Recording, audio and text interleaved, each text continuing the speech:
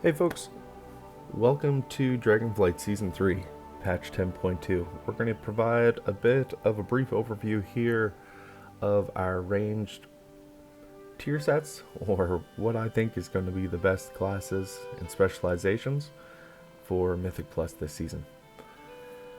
So it's going to be, I'll call it a little bit of controversial, but I'm going to start with something that's going to catch a couple people off guard.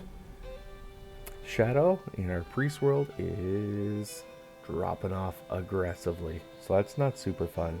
Marksmanship staying around the same spot. It's actually maybe a little bit more viable than it was in the past. The next couple ones are going to be interesting. I haven't seen a lot of seasons like this where Warlock is just not super sexy, but that's where we're landing right across the board. Warlocks are not gonna be super viable, so you can see we're actually going CBB for the most part. Not a ton of play there by any means. Up next, we're going to change this a little bit. So marksmanship is a little more viable than what it's been getting some credit on the last little bit, so I'm going to throw that up into the bottom end of B. I know it doesn't have a ton of utility, but it's there. I'd probably put Beast Mastery certainly in front of Marksmanship, but maybe in front of Demo as well. Like there's some play that we're going to have overall here. Now, what we're looking at next, and this is a ton of fun. Arcane's a bunch of fun. Fire's still going to be competitive. Frost is still going to be competitive. Mages are filling up our A tier, certainly. We're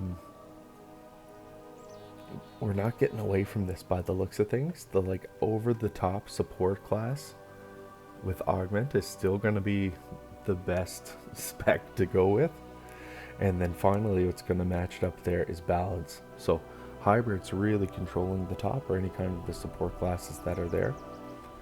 Now, the class that I've seen, I'll call it the most varied outcomes from, has actually been Elemental. I've seen Elemental, people putting it all the way down in the basement, and then I was looking at some of the throughput numbers from the PTR, and I actually think Ellie's going to make its way up. Some people have it at the top of B. I'm going to put it at the end of A. I think hybrids are really going to take over the meta here. Hold on tight. We're going to have a lot more melee, and we're going to have a whole lot more of the hybrid classes going into next season. So let me know. What did we get right? What did we totally miss on? What do you want to see in Dragonflight Season 3?